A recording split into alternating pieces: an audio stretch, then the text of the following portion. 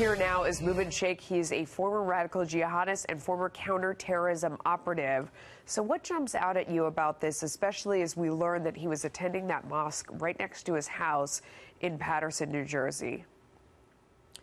Well, I'm going to look first for, what kind of environment was he brought up in? I mean, he is from Uzbekistan.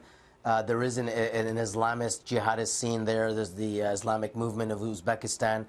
I would want to see, what kind of environment did he grow up in? Was he indoctrinated from childhood? Was there trauma in his life? What laid the foundation for his later actions? Then, of course, he gets to the U.S. He's moving around all the time. He's probably online, engaging with other like-minded extremists, consuming this material, and deciding at some point that, he's going to act out. And I think one of the things that the FBI is going to be looking at and other agencies, the NYPD, of course, is his pre-attack surveillance. He probably was in the area looking to see, where he could get onto the bike path. It does seem to be, largely inaccessible to vehicles, probably for this reason.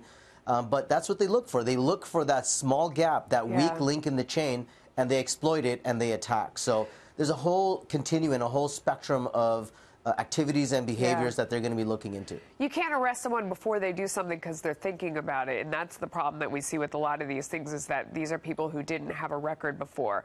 So you say you're looking online at what is he consuming online and becoming radicalized. As somebody who's been there, at what point could someone have gotten involved and stopped this from happening, and how do you do that? It's, it's very difficult to say. I mean, we've had an attack in Canada as well, similar case, rental vehicle used, ran over civilians, and the police visited him, I mean, at least in the Canadian case, 2 years prior to the attack. Now, when you go and see a guy and he's just, inclining towards extremist thinking, he hasn't committed a crime. Right. And police, whose mandate is to investigate criminal offenses, don't see the evidence of criminal offense, so they move on because there's a list of people that, are doing the exact same thing. And it's unfortunate, I mean, we live in a free society. There's just no way we're going to know what this person is going to do in 2 months, 2 years. Right. And what do you do with somebody who's, looking at this stuff, engaging with this stuff? Do you automatically start tracking him? How long do you do that for? And how 6 months, 1 year, 2 years? And how could you do that with so many people out there? We don't have those kind of resources. It's a tough problem. I hope you'll come back soon and talk to us again. Thank you.